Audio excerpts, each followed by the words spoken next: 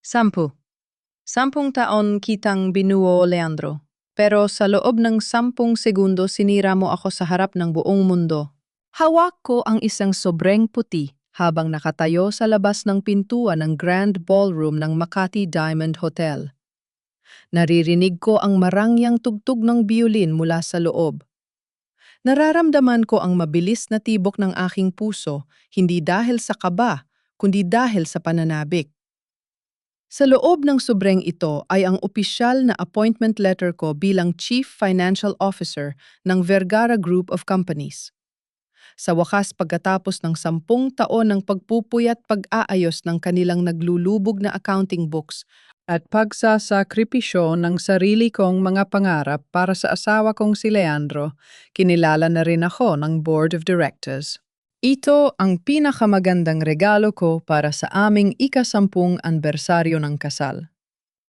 Huminga ako ng malalim, inayos ang suot kong asul na gown, isang simpleng disenyo na ayon sa biyenan kong si Doña Beatriz ay masyadong mura para sa kanilang antas, pero pinili ko pa ring isuot dahil ito ang kulay ng dagat sa Batangas, ang lugar kung saan ako nanggaling. Pagbukas ng pinto, lahat ng mata ay lumingon sa akin.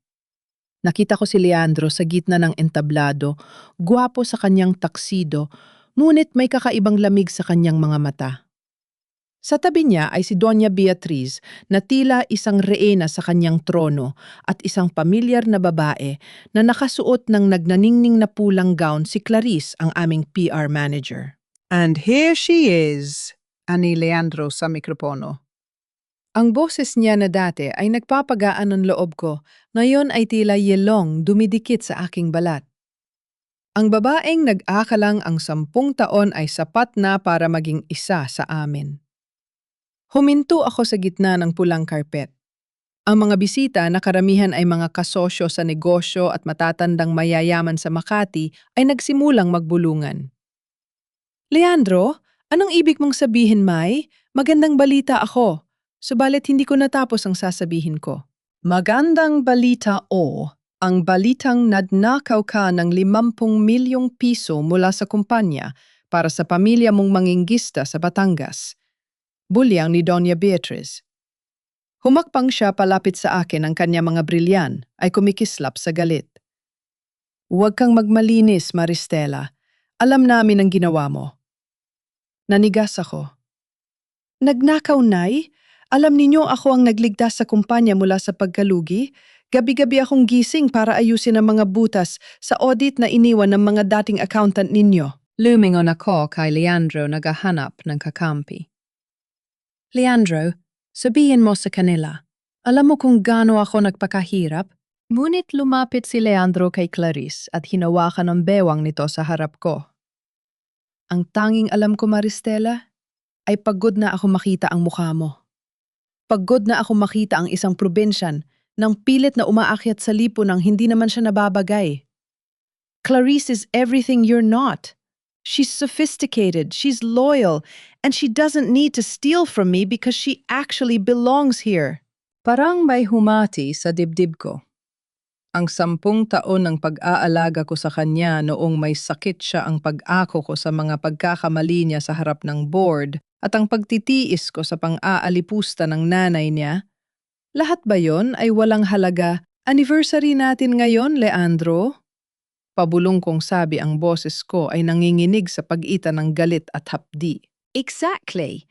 It's the perfect day for a new beginning. Malamig na tugon ni Leandro. Naglabas siya ng isang asul na folder. Ito ang divorce papers at ang kasulatan na tinatanggal ka na sa posisyon mo. Pinirmahan na rin yan ng Board of Directors kaninang hapon base sa ebidensyang ibinigay ni Mama tungkol sa anomalaya mo sa kumpanya. Ebidensya? Anong ebidensya? Gawa-gawa ninyo ang lahat ng ito? Sigaw ko. Sinubukan kong lumapit sa kanya pero hinarangan ako ng 2 security guard. Naramdaman ko ang mga matang nakatingin sa akin, punong-puno ng panghuhusga. Ang hiya na pilit kong iniwasan sa loob ng 10 taon ay bumuhos sa akin na parang kumukulong tubig. Nakita ko ang mapanuyang ngiti ni Clarice. Ngiting nagsasabing nakuha na niya ang lahat ng sa akin. Sana ay hindi mo napahirapan ang sarili mo, Maristela, sabi ni Clarice. Ang boses niya ay tila malambot pero puno ng lason. Bumalik ka na lang sa Batangas. Siguro doon ang talento mo sa paggawa ng paraan sa pera ay mas mapapakinabangan. Dito sa Makati wala nang lugar para sa mga katulad mo mandaraya. Hindi ako magnanakaw, sigaw ko habang hinihila ako ng mga guard palayo sa ballroom. Leandro, binigay ko ang buhay ko para sa inyo. Ibinigay ko ang lahat. Ngunit tinalikuran na ako ni Leandro. Itinaas niya ang kanyang baso ng champagne para sa isang toast. To a brighter future for the Vergara Group, without the dead weight. Habang kinakaladkad ako palabas ng hotel, nabitawan ko ang sobrang puti na kanina lamang ay hawak ko ng may danggal. Napunta ito sa sahig na tapakan ng mga taong nagmamadaling pumasok para saksihan ang aking pagbagsak. Itinulak ako ng mga guard palabas ng pintuan ng hotel. Bumuhos ang malakas na ulan sa Makati, tila nakikiramay sa bigat ng nararamdaman ko. Basang-basa ang aking gown, ang buhok ko ay nakadikit sa aking muka. Nakatayo ako sa gilid ng kalsada, tinitingnan ang matataas na gusali na dati ay itinuring kong tagumpay, pero ngayon ay tila mga higanting nanunuya sa akin. Wala akong pera, wala akong gamit.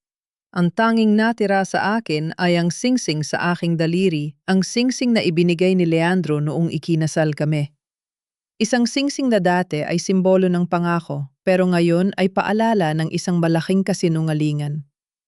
Huminga ako ng malalim, hinayaan kong humalo ang luha ko sa ulan. Tiningnan ko ang nagniningning na karatula ng Vergara Group sa tuktok ng gusali.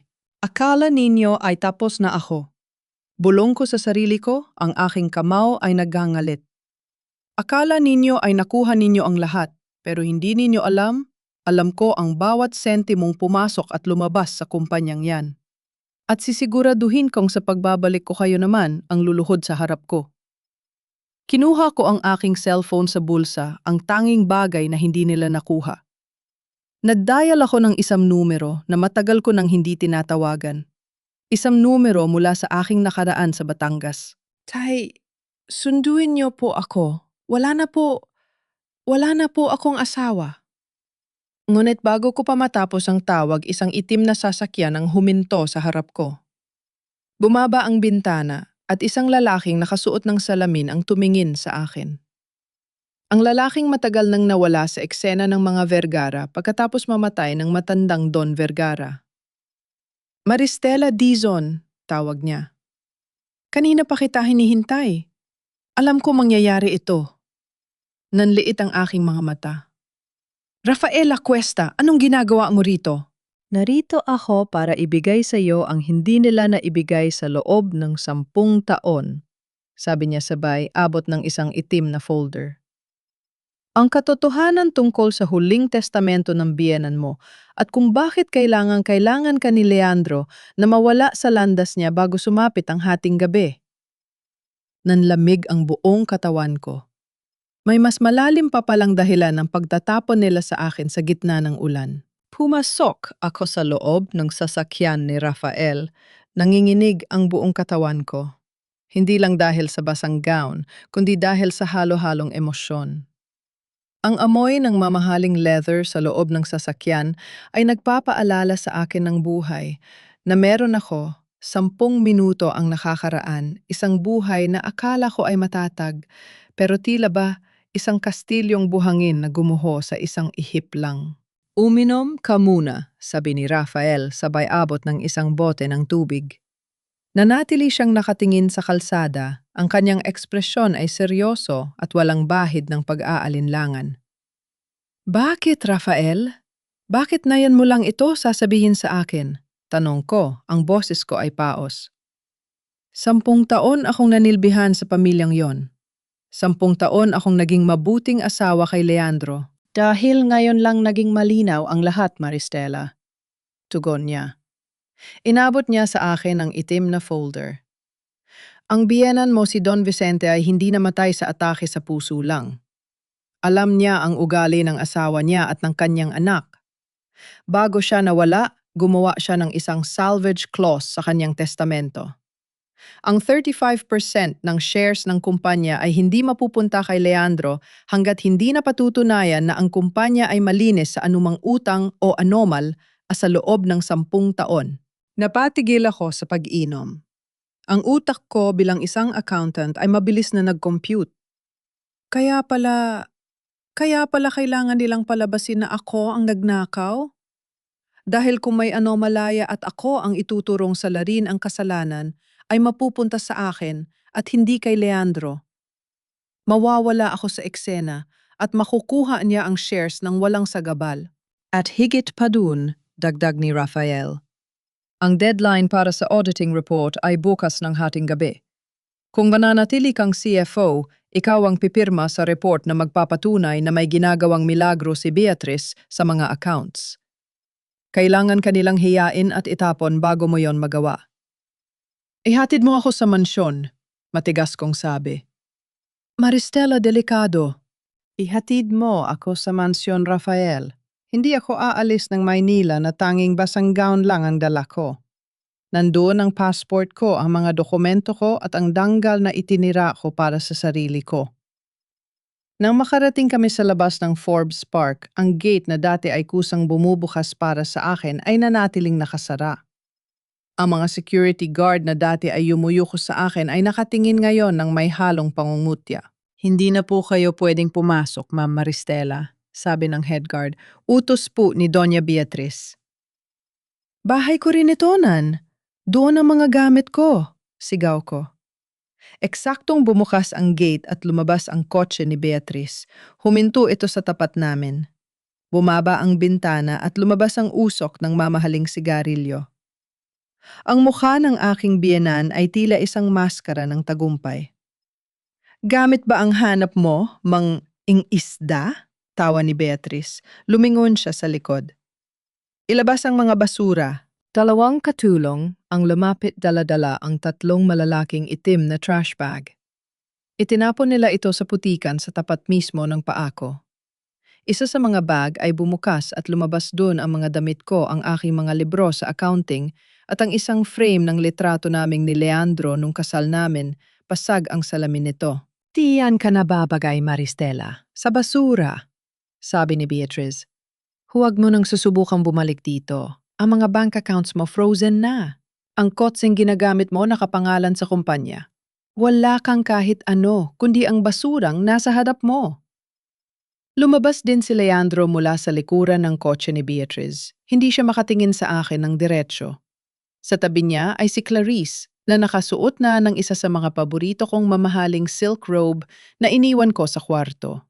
Leandro, tawag ko umaasa may kahit katiting na konsensya pa siyang natitira. Umalis ka na, Maristela, sabi ni Leandro, ang boses niya ay walang emosyon. Salamat sa 10 taon, pero sapat na ang naibayad ko sa iyo sa pananatili mo rito. Huwag mo nang gawing mas mahirap ang lahat. Naibayad? Napatawa ako nang mapait ang luha ko ay muling dumaloy. Leandro, ako ang nagpalaki ng kumpanyang ito. Ako ang nag-alaga sa iyo. Utang mo sa akin ang lahat ng meron ka ngayon. Utang na loob, sabat ni Beatrice. Ikaw ang may utang sa amin, pinatira ka namin sa mansyon, pinasuot ng magagandang damit at binigyan ng pangalan. Pero anong ginawa mo? Nadnakaw ka. Alam nating lahat na hindi totoo yan, sigaw ko, habang ang mga kapitbahay sa tapat na mansyon ay nagsisimula ng manood at kumuha ng video gamit ang kanilang mga cellphone. Ang publikiya ay tila isang malahing pader na gumigiba sa akin. Saksi ang buong Makati, Maristela, sabi ni Clarice habang nakasandal sa balikat ni Leandro. Bukas na sa lahat ng pahayagan ng balita. Ang probinsya ng CFO na nagnakaw sa pamilyang nag-angat sa kanya. Wala ka nang babalikan dito. Pinaandar nila ang kotse at iniwan ako nakatayo sa ulan kasama ang 3 bag ng basura sa putikan. Dahan-dahan akong lumuhod at pinuksan ang isa sa mga bag. Kinuha ko ang basag na frame ng aming litrato. Hinawakan ko ang matalim na piraso ng salamin hanggang sa magdugo ang aking palad. Ang sakit ng sugat ay walang-wala kumpara sa sakit ng pagkakanulo nila. Lumapit sa akin si Rafael at kinuha ang mga bag para ilagay sa trunk ng sasakyan niya. Hayaan mo na sila, Maristela. Ang taong nasa itaas kapag nahulog, mas masakit ang bagsak. Hindi pa ako tapos, Rafael. Sabi ko habang pinapahiran ang dugo sa aking palad gamit ang basang gown. Kukunin ko ang lahat ng sa akin. Hihigitan ko pa ang lahat ng nawala. Saan tayo pupunta? Tanong niya. Tumingin ako sa malayo sa direksyon kung nasaan ang amoy ng alat at dagat. Sa Batangas, doon muna ako babalik. Doon ko bubuuin ang plano kung paano sila pababagsakin gamit ang mismong mga kamay na nagtayo sa kanila. Sumakay ako sa sasakyan. Bago kami umalis, tiningnan ko ang huling pagkakataon ng mansyon ng mga Vergara. Isang araw, babalik ako rito. Pero hindi bilang asawa ni Leandro, kundi bilang may-ari ng lahat ng kalsadang nilalakaran nila. Tay, bulong ko sa telepo, nung nang sagutin ng tatay ko ang tawad. Pauwi na po ako. Ihanda niya po ang kwarto ko, kailangan ko pong magsimulang muli. Anak, kahit anong mangyari nandito kami. Ang dagat hindi kanyang tatalikuran. Sagot ng tatay ko. Ang boses niya ay puno ng pagmamahal na hinding-hindi ko naramdaman sa loob ng mansyong iyon. Habang binabagtas namin ang Slex papuntang Batangas, hinawakan ko ang singsing sa aking daliri. Inikot ko ito at naramdaman ng maliit na gatla sa gilid, ang sikretong USB port na ako lang ang nakakaalam. Sa loob nito ay ang lahat ng ebidensya ng mga nakatagong utang ni Beatrice at ang mga illegal na transaksyon ni Clarice sa PR agency niya. Akala nila ay basura ang itinapon nila sa labas ng mansyon. Hindi nila alam ang itinapon nila ay ang bomba na magpapasabog sa kanilang buong imperyo. Habang papalapit kami sa dalampasigan ng Batangas, unti-unting napalitan ng amoy ng usok at polusyon ng Makati ng sariwang simoy ng dagat. Ang kulay abong langit ng syudad ay naglaho at pinalitan ito ng madilim na asul na kalanghitan na puno ng mga bituin. Pero para sa akin, ang bawat bituin ay tila mga matang nanunuya, nagpapaalala sa akin ng lahat ng ningning na nawala sa akin sa loob lamang ng isang gabi. Huminto ang sasakyan ni Rafael sa harap ng isang maliit na bahay na gawa sa kawayan at semento. Ito ang bahay kung saan ako lumaki, ang bahay na tinalikuran ko 10 taon na ang nakakaraan para sa isang pang-arap na naging bangungot. Sigurado ka bang magiging okay ka rito, Maristela? Tanong ni Rafael habang tinutulungan akong ibaba ang mga itim na trash bag na naglalaman ng mga labi ng aking buhay sa Maynila. Dito ako nagsimula, Rafael. Dito rin ako kukuha ng lakas para tapusin sila. Sagot ko. Pilit kong pinatatag ang aking boses, kahit na ang totoo ay gusto ko nang maglupasay sa buhanginan at sumigaw hanggang sa mawalan ako ng hininga. Bumukas ang pinto ng bahay at lumabas ang aking ama, si Tatay Isko. Nakasuot siya ng kupas na sandu at drawer, ang kanyang balat ay sunog sa araw at ang kanyang mga kamay ay magaspang dahil sa ilang dekadang paghila ng lambat. Pagkakita niya sa akin basang-basa, wasak ang gown at duguan ang palad, hindi siya nagtanong. Hindi niya ako sinumbatan. Mabilis siyang lumapit at niyakap ako ng mahigpit. Anak, nandito ka na. Nandito na ang paborito kong CFO. Sa tinawag niyang iyon doon na bumigay ang pader na pilit kong itinatayo. Humagulgul ako sa balikat ng aking ama. Ang amoy niya, amoy ng tabako alat, at pagmamahal ay ang tanging bagay na nagparamdam sa akin na tao pa rin ako at hindi isang basurang itinapon sa kalsada. Tay, sorry po, wala na po akong dala, hikbi ko. May dala ka, anak? Dala mo ang sarili mo. Yan ang pinakamahalaga, mahinahong sabi ni tatay habang hinahaplos ang aking buhok. Inaya kami ni tatay sa loob. Pinaghain niya kami ng mainit na kape at tinapay. Nakaupo ako sa isang lumang silya nakatingin sa paligid. Ang bahay na ito ay napakaliit kumpara sa walk-in closet ko sa Makati. Pero bakit parang mas maluwag itong huminga rito? Salamat, Rafael, sa paghatid sa anak ko. sabi ni tatay. Wala ho yon, Mang Isko. Kaibigan po ako ni Maristela at may utang na loob din po ako sa biyenan niyang si Don Vicente, sagot ni Rafael. Tumingin siya sa akin. Maristela, kailangan ko nang bumalik sa Maynila para ayusin ang ilang legal na dokumento. Mag-ingat ka rito. Huwag kang magpapakita sa social media muna. Ang mga Vergara ay gumagawa na ng kwento. Tumango ako. Alam ko ang laro nila. Gagamitin nila ang lahat ng koneksyon nila sa media para sirain ako, para hindi na ako makakuha ng trabaho sa kahit saang kumpanya. Pagkaalis ni Rafael, hinarap ako ni tatay. Kinuha niya ang aking sugatang kamay at dahan-dahang hinugasan ito ng malinis na tubig. Anong plano mo, anak? Tay, kailangan ko pong patunayan na hindi ako magnanakaw. Kailangan kong bawiin ang kumpanya para sa mga empleyado at para na rin sa danggal natin. Sabi ko habang tinitingnan ang dugong humahalo sa tubig. Pero kailangan mo munang magpahinga, Maristela. Ang dagat ay hindi lang para sa panghingisda. Para rin yan sa paglilinis ng sugat, sabi ni tatay. Kinaumagahan, nagising ako sa ingay ng mga kapitbahay. Sa isang maliit na barangay sa Batangas, ang balita ay mas mabilis pa sa kidlat. Paglabas ko para kumuha ng tubig, nakita ko ang mga tingin ng aking mga dating kakilala. May mga tinging puno ng awa pero mayroon ding mga bulungan. Yan ba yung asawa ng mayamang Vergara? Akalain mo bumalik na ganyan ang itsura? Napanood ko sa balita kagabi. Nagnakaw daw yan ng milyon-milyon. Kaya pala nakakapadala ng pera rito noon. Ang hiya na akala ko ay naiwan ko sa Makati ay tila sumunod sa akin sa probinsya. Kumirot ang dibdib ko. Hindi lang ako ang sinisira ng mga Vergara, pati ang danggal ng tatay ko sa sarili niyang bayan ay idinamay nila. Pumasok ako sa loob at binuksan ang luma naming TV. Eksaktong lumabas ang mukha ni Leandro sa isang press conference.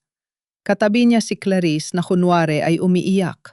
It hurts me to do this to my wife, sabi ni Leandro sa harap ng mga kamera. But the Vergara Group values integrity above all else. Maristela Dizon manipulated our books for years. We are now filing a formal criminal case against her. Napahawak ako sa lamesa. Criminal case. Talagang gusto nilang mabulok ako sa kulungan. Tingnan mo ito, anak. Sabi ni tatay, itinuro ang isang lumang trunk sa ilalim ng higaan niya. Ito ang iniwan ng biyenan mo noong huling beses siyang bumisita rito, 2 taon bago siya mamatay.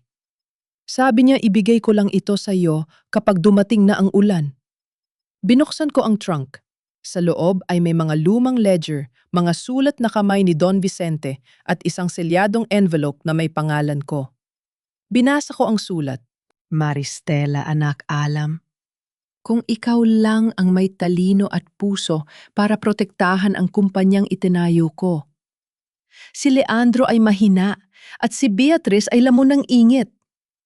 Kapag binabasa mo ito, ibig sabihin ay tinraidor ka na nila. Huwag kang susuko. Ang susi ay wala sa opisina, kundi sa mga taong kinalimutan nila. Sa ilalim ng envelope, may isang listahan ng mga pangalan ng mga dating trabahador ng Vergara Group na biglang tinanggal ni Beatrice 5 taon na ang nakakaraan. Doon ko napagtanto ang salvage clause na sinasabi ni Rafael ay simula pa lang. Ang totoong alas ko ay ang mga sikretong itinatago ni Beatrice tungkol sa kung paano niya nilinis ang kumpanya bago pa man ako pumasok. Tumingin ako sa labas sa malawak na asul na dagat. Ang alat ng aking luha ay humalo sa alat ng simoy ng hangin. Leandro, Beatrice, akala ninyo ay itinapon ninyo ako sa basura, bulong ko habang mahigpit na hawak ang listahan. Pero hindi ninyo alam, sa basurang ito ninyo itinanim ang sarili ninyong pagkatalo. Tumayo ako ng tuwid. Wala na ang nanginginig na Maristela kagabi. Ang accountant na nasa loob ko ay nagsimula ng mag-compute ng bawat hakbang. Tay, hiram po ako ng bisikleta, sabi ko. Pupunta ako sa kooperatiba. Oras na para magtrabaho. Nakatitig ako sa lumang listahan ng mga pangalan habang iniinom ang mainit na barakong kape na tinimpla ni tatay. Nasa loob ako ng maliit na opisina ng kooperatiba ng mga mangingisda sa aming barangay. Dito ako pansamantalang tumutulong sa kanilang accounting habang pinapakalma ang ingay ng mundong iniwan ko sa Maynila. Pero kahit gaano katahimik ang dagat, ang bagyo sa loob ng isip ko ay hindi tumitigil. Isang itim na SUV ang huminto sa tapat ng kooperatiba. Kilala ko ang sasakyang yon. Bumaba si Rafael Lacuesta bitbit ang isang makapal na attaché case. Ang kanyang mukha ay mas seryoso kaysa noong huli kaming magkita. Hindi ka ba talaga marunong magpahinga, Maristela? Bungad niya habang tinitingnan ang mga ledger na nasa harap ko. Ang mga numero ay hindi napapagod, Rafael. Sila lang ang hindi nagsisinungaling sa akin ngayon. Sagot ko habang pinapasadahan ng highlighter ang isang entry. Bakit ka nandito? Akala ko ba ay mainit ang pangalan mo? Nayon sa Makati dahil sa pagtuling sa akin. Naupo si Rafael sa tapat ko at binuksan ang kanyang dala. Mas mainit na ngayon, Maristela. Inilabas na ni Beatrice ang balita. Sinisiraan kanila sa lahat ng business circles. Sinasabi nilang kaya ka lang magaling na accountant ay dahil bihasa ka sa pagluluto ng libro. Wala nang kumpanya sa Pilipinas ang tatanggap sa iyo ngayon. Mumiti ako ng mapait. Inasahan ko na yan, pero hindi ako nandito para maghanap ng trabaho. Nandito ako para bawiin ang pag-aari ko. Inilabas ni Rafael ang isang orihinal na kopya ng testamento ni Don Vicente Vergara. Ito na ang hinahanap natin, ang salvage clause. Maristela, hindi lang ito tungkol sa 35% shares. May nakatagong kondisyon ang biyenan mo. Inilapit ko ang aking upuan. Anong kondisyon?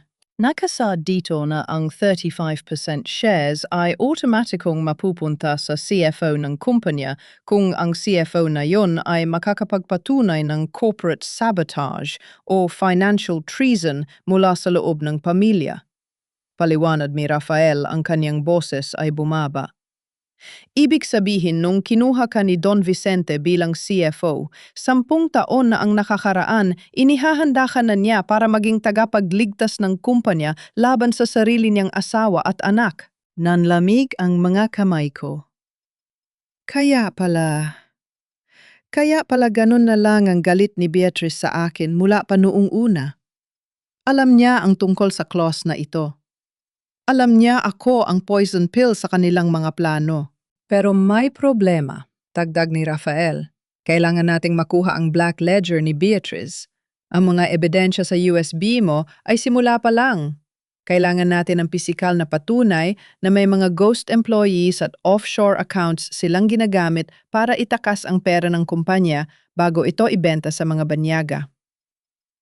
Ibibenta nila ang kumpanya? Gulat kong tanong. Oh, nagpaplano si Leandro at Clarice na ibenta ang 60% ng Vergara Group sa isang investment firm mula sa Singapore. Kapag nangyari yon, mawawala na ng bisa ang testamento ni Don Vicente dahil magbabago na ang bylaws ng kumpanya. Mayroon na lang tayong 3 linggo bago ang pirmahan. 3 linggo. 3 linggo para patunayan ang aking inosensya at pigilan ang pagbenta sa dialogo ng 10 taon ng aking buhay. Rafael, tingnan mo ang listahang ito. Iniabot ko sa kanyang papel na nakuha ko sa trunk ni tatay. Ito ang mga taong tinanggal ni Beatrice 5 taon na ang nakakaraan. Lahat sila ay nasa accounting department noon. Akala ko noon ay downsizing lang, pero ngayon alam ko na. Sila ang mga nakakaalam kung nasaan ang black ledger. Tiningnan ni Rafael ang listahan at biglang huminto ang kanyang paningin sa isang pangalan. Si Aling Nelia, ang dating head of records, akala ko ay namatay na siya. Hindi siya namatay, Rafael. Nagtatago siya at alam ko kung nasaan siya. Sabi ko habang tumatayo. Nasa dulo siya ng Batangas sa isang liblib na isla.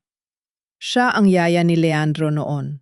Pero tinapon din siya ni Beatrice nang malaman niya may itinatagong kopya ng mga lumang records si Aling Nelia.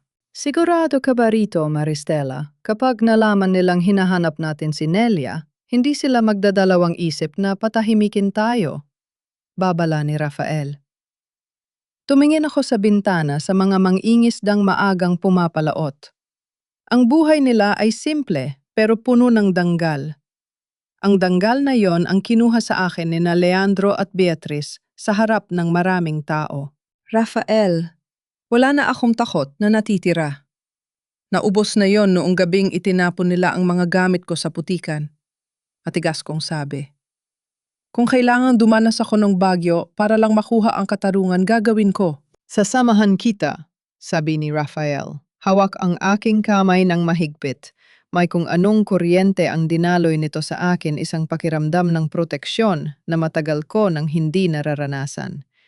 Hindi kita papabayaan, Maristela. Utang ko ito sa alaala ni Don Vicente at utang ko rin ito sa katotohanan. Eksaktong pagkatapos naming mag-usap, tumunog ang cellphone ko, isang unknown number. Sinagot ko ito. Maristela. Huwag mong ituloy ang paghahanap. Isang boses ng babae nanginginig at puno ng takot. Alam nila kung nasaan ka. Alam nila ang bawat galaw mo. Kung mahal mo ang tatay mo, tumigil ka na. Bago pa ako makasagot, naputol na ang linya. Napatingin ako sa labas. Isang itim na sasakyan, hindi pamilyar ang dahan-dahang dumadaan sa harap ng kooperatiba. Rafael, alam na nila, bulong ko. Maghanda ka na, Maristela. Ang laban ay hindi na lang sa loob ng boardroom, nandito na sila sa pintuan natin. Tiningnan ko ang listahan sa aking kamay. Ito na ang huling pagkakataon. Kung hindi ko mahanap si Aling Nelia, hindi lang shares ang mawawala sa akin, kundi ang mismong buhay ko at ng mga taong mahal ko. Hindi na lang ito tungkol sa shares, Rafael. Hindi na lang ito tungkol sa pera. Bulong ko habang nakatingin sa cellphone na wala ng signal. Gusto nilang burahin ang pagkatao ko. Hindi pa natatapos ang gabi, ang banta ng hindi kilalang tumawag ay nagkatotoo. Binuksan ni Rafael ang kanyang laptop at ipinakita sa akin ang viral video na kumakalat sa social media. Isang exclusive interview ni Clarice sa isang sikat na vlogger. Naka-close up ang mukha ni Clarice, may mga luhang sadyang pinatulo. Si Maristela, matagal ko na siyang pinapayuhan na wag galawin ang pondo ng kumpanya. Pero ang sabi niya sa akin, Clarice, hindi sapat ang sahod ko para sa luho ng pamilya ko sa Batangas. Ginamit niya ang pagiging CFO para gumawa ng mga peking resibo. Nakakaawa si Leandro, 10 taon siyang nabulag ng babaeng, akala niya ay katuwang niya sa buhay. Ang mga comments sa ibaba ay tila mga saksak ng patalim. Magnanakaw na gold digger pa. Hustisya para sa mga Vergara. Dapat sa babaeng yan mabulok sa kulungan. Strategized smear campaign, madiing sabi ni Rafael. Gusto nilang sirain ang kredibilidad mo para kahit lumitaw ang Black Ledger, walang maniwala sa'yo dahil peking accountant ka na sa mata ng publiko. Hindi pa kami nakakabawi sa gulat nang makarinig kami ng ingay sa labas ng kooperatiba. Paglabas namin, nakita ko ang isang pamilyar na kotseng, pilak ang paboritong sasakyan ni Leandro. Bumaba si Leandro, suot ang kanyang mamahaling shades at suot na tila na mamasyal lang sa resort. Pero ang kanyang ngiti ay puno ng lason. Kasunod niya ang 2 lalaking nakasuot ng barong mga abogado ng kumpanya. Leandro. Tawag ko, ang aking kamao ay nanggagala. Anong ginagawa mo rito? Wala ka na sa Makati para magutos? Binibisita lang ang dati kong asawa. Tawa ni Leandro, habang tinitingnan ang paligid ng may halong pandidire. Unbaho pa rin pala rito, Maristela. Amoy isda at kahirapan. Bagay na bagay ka talaga rito. Umalis ka na, Leandro, bago ko patawagin ang mga mangingisda rito para palubugin ang sasakyan mo. Banta ni Rafael habang humaharang sa harap ko. Oh, Rafael. Ang hero na abogado, pangungutya ni Leandro. Maristela, nandito ako para mag-alok ng kapayapaan. Pirmahan mo lang itong admission of guilt at ang waiver na tinatalikuran mo ang lahat ng shares mo sa kumpanya at ititigil namin ang demanda. Bibigyan kita ng 5 milyong piso.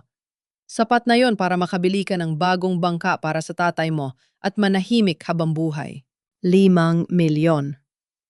Ang halagang akala niya ay sapat na para bayaran ang 10 taon kong pagsisilbi at ang danggal na tinapakan nila. Lumapit ako kay Leandro, hinarap ko siya ng walang takot. Leandro, nakalimutan mo na yata kung sino ang kausap mo. Ako ang accountant na nagtahi ng lahat ng butas na ginawa mo. Alam ko ang bawat dumi ninyo. Ang 5 milyon mo, ipunin mo yan dahil kakailanganin mo yan pambayad sa bail ninyo ni Beatrice kapag nabulgar ang lahat. Nawala ang ngiti ni Leandro. Humigpit ang hawak niya sa kanyang folder. Huwag kang magmatigas, Maristela. Akala mo ba ay ligtas ka rito? Isang tawag ko lang sa mayor dito, bukas na bukas din ay ipapasara ang kooperatibang ito dahil sa illegal financial activities. Idadamay mo pa ang mga kababayan mo dahil sa pride mo. Subukan mo, hamon ko. Subukan mong galawin ang mga tao rito at sisiguraduhin kong ang unang balita sa TV bukas ay ang tungkol sa mga offshore accounts ni Beatrice sa Cayman Islands. Nagkatinginan si Leandro at ang kanyang mga abogado. Hindi niya akalain na alam ko na ang tungkol sa offshore accounts. Yon ang seed na itinanim ko para malaman niyang hindi ako nagbibiro. Alis ako ngayon, Maristela, sabi ni Leandro. Ang boses niya ay naging malamig at mapanganib. Pero tandaan mo, ito ang tatay mo ay matanda na. Madalas siyang pumalaot mang mag-isa sa gabi. Ang dagat ay mapanganib, maraming pwedeng mangyaring accident sa gitna ng dilim. Nanlamig ang buong pagkatao ko. Huwag mong madamay-damay ang tatay ko, Leandro. Desisyon mo yan? Kibit balikat niya bago sumakay sa kotse. Meron kang 48 oras para mag-isip. Pagkatapos noon, huwag kang iiyak sa akin kung may mawala sa iyo.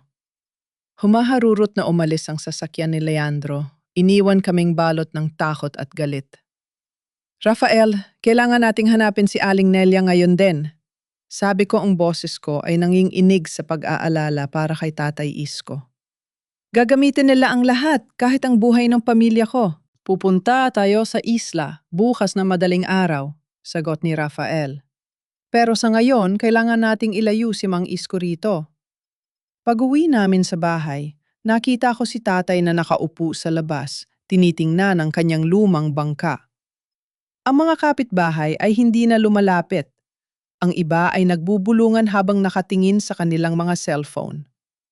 Ang laso ni Clarice ay nakarating na sa puso ng aming barangay. Anak. Tawag ni tatay, ang kanyang boses ay mahina. Totoo ba ang sinasabi nila sa balita na nagnakaw ka raw para sa akin? Niyakap ko si tatay ng mahigpit. Hindi po, tay. Hindi ko po gagawin yon. Sinisiraan lang nila tayo dahil natatakot sila sa katotohanan. Naniniwala ako sa iyo, Maristela, sabi ni tatay habang hinahawakan ang mukha ko. Pero anak, kung ang kapalit ng katotohanan ay ang kaligtasan mo, ayokong mawala ka. Hindi ako mawawala, tay. At hindi ko hahayaang manalo ang mga ahas na iyon, pangako ko. Nung gabing yon, habang nag-e-empake kami para sa paglalakbay sa isla, nakatanggap ako ng isang text mula sa isang hindi kilalang numero. Isang litrato ang litrato ni Tatay Isko na lihim na kinuhaan habang nag-aayos ng bangka kanina na may caption na, "The clock is ticking, Mrs. Vergara." Napahawak ako sa dibdib ko. Ang laban na ito ay hindi na lang tungkol sa audit at testamento. Ito ay isang digmaan para sa buhay. At sa digmaang ito, kailangan kong maging mas malupit kaysa sa mga taong nagturo sa akin kung paano masaktan. 10 taon kong dinala ang gintong ito sa aking daliri. 10 taon ko itong tiningnan ng may pagmamalaki, iniisip na ito ang simbolo ng katapatan ni Leandro. Pero sa gabing ito, sa ilalim ng malamlam na ilaw ng gasera sa aming maliit na kusina sa Batangas, ang singsing na ito ay hindi na simbolo ng pag-ibig. Ito ay naging isang malamig na piraso ng ebidensya. "Sigurado ka ba rito, Maristela?" tanong ni Rafael habang inilalapag ang kanyang laptop sa lamesang kawayan. Ang kaba sa kanyang boses ay halata dahil alam namin kapag nabuksan ang impormasyong ito, wala na talagang balikan. Bilang isang accountant, tinuruan ako ni Don Vicente na laging may backup plan, sabi ko habang tinititigan ang brilyante sa ibabaw ng sing-sing. Nung nagsimulang maging malabo ang mga pirma ni Beatrice sa mga tseke 3 taon na ang nakakaraan, alam kong may hindi tama. Nagpagawa ako ng isang custom-made ring sa isang kaibigang alahero sa Lipa. Mukha itong orihinal na wedding ring ko, pero may sikreto itong itinatago. Huminga ako ng malalim. Ginamit ko ang isang manipis na karayom para pindutin ang isang halos hindi makitang gatla sa gilid ng disenyo ng singsing. Click! Dahan-dahang bumukas ang ibabaw ng singsing at lumabas ang isang napakaliit na micro USB chip. Ito ang aking life insurance. Ang lahat ng mga shadow files, mga orihinal na audit bago ito lutuin ni Beatrice, at ang mga screenshot ng mga illegal na wire transfers ay narito. Isinalpak ni Rafael ang chip sa kanyang laptop. Ilang segundo ng katahimikan habang naglo-load ang mga files. Nang lumitaw ang mga folder, tila tumigil ang paghinga ko. Shadow Audit 2018-2023, basa ni Rafael. Binuksan niya ang isang spreadsheet. Diyos ko, Maristela, hindi lang ito simpleng kupit. Beatrice is funneling money to a shell company called B-Star Holdings sa British Virgin Islands. I check mo ang consultancy fees sa folder B. Utos ko ang aking utak ay bumalik sa pagiging isang malamig at kalkuladong auditor. Mabilis na nag-type si Rafael. Dito nakalagay ang mga bayad kay Clarice bago pa man siya pumasok bilang PR manager. Maristela, bayad ito para sa paninira sa iyo at para akitin si Leandro. Plano na nila ito noon pa man. Clarice was hired to destroy your marriage from the inside so Beatrice could regain control of the finance department. Napahawak ako sa aking dibdib. Ang sakit ng pagkakanulo ay tila sariwang sugat na binubudbura ng asin. Hindi lang ito aksidenteng pagkakamali ni Leandro. Ito ay isang detalyadong plano ng kanyang ina para itapon ako dahil masyado ko nang nababantayan ang kanilang mga pagnanakaw. Pero may mas malala pa, sabi ni Rafael. Ang kanyang mukha ay namutla habang binabasa ang huling file. Ang kumpanyang bibili sa Vergara Group, ang Singaporean Fund, ay pagmamay-ari rin ng B-Star Holdings. Beatrice is using the stolen money from Vergara Group to buy her own company back para mawala ang shares mo at ng board of directors. It's a massive money laundering scheme. Gusto niyang maging solong mayari at burahin ang legasya ni Don Vicente, sabi ko ng may pait. At si Leandro, alam ba niya ito? Basta mga email threads dito, Leandro is just a pawn. Akala niya ay ililigtas siya ng nanay niya pero sa huli, maging siya ay mawawala ng kapangyarihan, paliwanag ni Rafael. Biglang bumukas ang pinto ng kusina. Pumasok si Tatay Isko, may dalang kape pero ang kanyang mukha ay puno ng pag-aalala. Anak, may mga tao sa labas, bulong ni Tatay. Hindi sila taga rito. May mga dalang flashlight at paikot-ikot sa paligid ng bahay natin. Nagkatinginan kami ni Rafael. Mabilis niyang tinanggal ang USB chip at isinara ang laptop. Alam na nilang nandito tayo, Maristela. Ang GPS ng cellphone ni Leandro kanina malamang ay natrack ang lokasyon mo, sabi ni Rafael. Tay, kailangan umalis na tayo rito ngayon din, sabi ko habang mabilis na nililigpit ang mga gamit. Saan tayo pupunta, anak, gabi na at malakas ang alon? Tanong ni Tatay. Sa isla, Tay, kay Aling Nelia. Siya lang ang makakapag-verify na ang mga pirma sa Black Ledger ay kay Beatrice at hindi sa akin, sagot ko.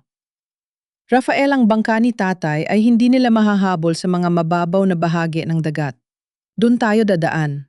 Lumabas kami sa likod ng bahay, dumaan sa mga puno ng niyog patungo sa dalampasigan. Naririnig ko ang mga yabag ng sapatos sa tuyong dahon sa likuran namin. Ang mga flashlight ay tila mga mata ng halimaw na naghahanap ng biktima. Dito, bilis, hudyat ni Tatay habang itinutulak ang kanyang lumang bangka sa tubig. Sumakay kami habang ang ulan ay nagsisimulang pumata. Habang umaandar ang makina ng bangka, nakita ko sa pampang ang dalawang lalaking nakauniporme ng guard ng Vergara Group. Itinutok nila ang flashlight sa amin pero huli na sila. Malayo na kami sa abot ng kanilang kamay.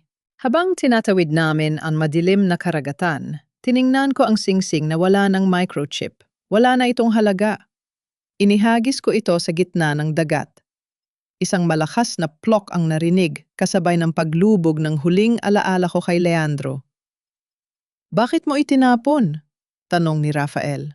Dahil ang tunay na ginto ay wala sa singsing na iyon, kundi nasa impormasyong nakuha natin.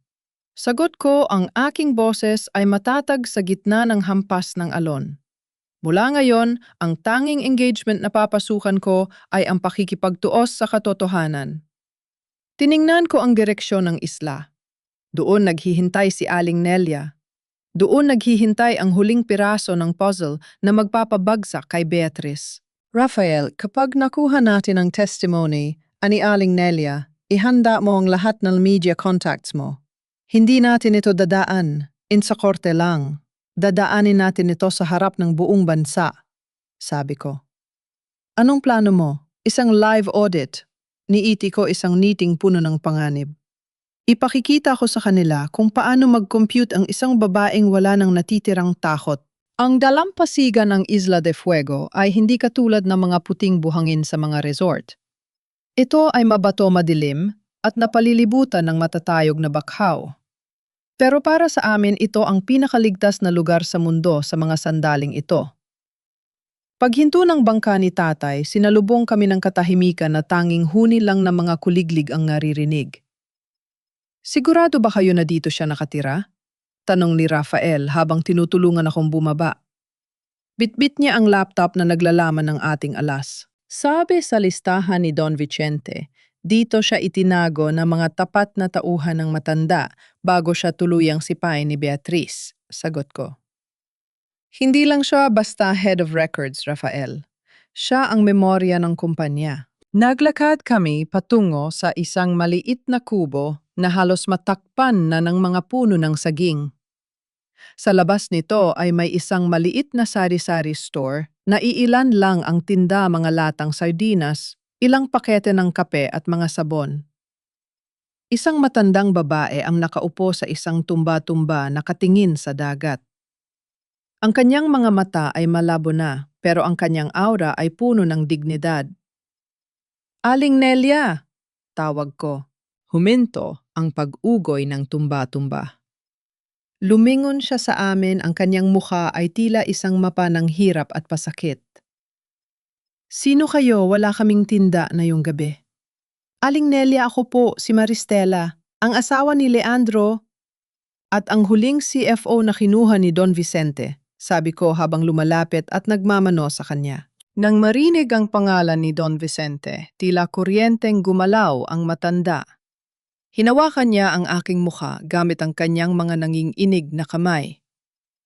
Maristela, ang batang tinutukoy ni Vicente sa kanyang mga huling sulat. Akala ko ay hindi ka na darating. Akala ko ay tuluyan ka na nilang nilamon sa Maynila. Pinatuloy kami ni Aling Nelia sa loob ng kanyang maliit na kubo. Kahit mahirap, napakaayos ng loob nito. Sa isang sulok nakita ko ang isang lumang typewriter at mga tumpok ng papel na nakabalot sa plastic. Alam ko kung bakit kayo nandito. Simula ni Nelia matapos kaming ipagtimpla ng tsaa. Alam ko ang ginawa nila sa'yo, anak. Napanood ko sa lumang radyo ang paninira nila sa'yo. Ganyan din ang ginawa nila sa akin 20 taon na. Ang nakakaraan ng malaman kong niluluto ni Beatrice ang mga accounts para pambayad sa kanyang mga utang sa sugal. Sugal? Gulat kong tanong. Hindi ko alam na nagsusugal si Beatrice. Iyon ang pinakamalaking lihim niya, Maristela. Puntong hininga ni Nelia. Bago pa man naging matagumpay ang Vergara Group, si Beatrice ay baon na sa utang. Ginamit niya ang tera ng kumpanya para bayaran ang mga kasino sa Macau. Si Don Vicente ang nagtakip ng lahat, pero itinala ko ang bawat sentimo. At nang mamatay ang matanda, kinuha ni Beatrice ang orihinal na ledger, o akala niya ay nakuha niya. Tumayo si Aling Nelia at lumapit sa isang lumang altar. Inangat niya ang isang board sa sahig at may kinuha siyang isang makapal at luma na notebook na nakabalot sa tela. Ang Black Ledger. Ito ang orihinal, sabi ni Nelia habang inilalapag ito sa lamesa. Dito nakasulat ang mga tunay na pirma ni Beatrice bago niya inutusan ang mga peking accountant na gayahin ang pirma mo sa mga bagong dokumento. Kapag inihambing ang mga ito sa mga file na nasa USB mo, lalabas ang pattern ng kanyang pagnanakaw sa loob ng 2 dekada. Naramdaman ko ang pananaig ng katarungan sa aking puso. Ito na ang pirasong kailangan ko para mabuwag ang kredibilidad ni Beatrice. Pero may kapalit ito, Maristela? Sabi ni Nelia, ang kanyang mga mata ay naging seryoso. Kapag inilabas mo ito, hinding-hindi ka na makakabalik sa tahimik na buhay. Hahabulin ka nila hanggang sa dulo ng mundo. Aling Nelia, wala na po akong tahimik na buhay na babalikan. Sagot ko ng may determinasyon. Ang tanging gusto ko na lang ay makitang bumagsak ang mga taong akala ay pag-aari nila ang katotohanan. Habang sinusuri namin ang ledger, kasama ang mga files sa laptop ni Rafael, nagsimulang mabuo ang aming plano para sa counter-attack. Hindi tayo pwedeng pumunta sa korte agad, sabi ni Rafael. Hawak nila ang ilang matataas na opisyal. Kailangan nating gawin itong isang public scandal na hindi nila pwedeng tabunan. Sa susunod na linggo ang Annual General Assembly ng Vergara Group. Doon nila balak i-announce ang pagbebenta ng kumpanya. Doon tayo susugod, sabi ko. Pero kailangan natin ng higit pa sa ledger. Kailangan natin ng insider na magbubukas ng pinto para sa atin. Sino? Tanong ni Rafael. Napaisip ako. May isang tao sa mansyon na laging tahimik, laging nasa gilid pero nakakakita ng lahat. Si Nanay Isabel, ang head cook na itinuring akong tunay na anak. Si Nanay Isabel, sabi ko. Siya ang makakakuha sa atin ng security codes at makakapagpasok kay Aling Nelia sa loob ng hotel nang hindi napapansin. Gabi na kaming natapos sa pagpaplano. Habang nakaupo ako sa labas ng kubo, tinitingnan ng dagat lumapit sa akin si Rafael. Inabutan niya ako ng isang jacket dahil sa lamig. Maristela, pagkatapos ng lahat ng ito, anong balak mo? Tanong niya ng mahina. Gusto ko lang bumalik sa Batangas, Rafael. Gusto kong tulungan ang kooperatiba ni tatay na lumaki ng malinis at walang daya, sagot ko. Ayaw ko na sa Makati. Amoy pera pero walang kaluluwa. Sana kasama mo ako sa Batangas, sabi ni Rafael na may halong pahiwatig sa kanyang mga mata. Hindi ako nakasagot agad.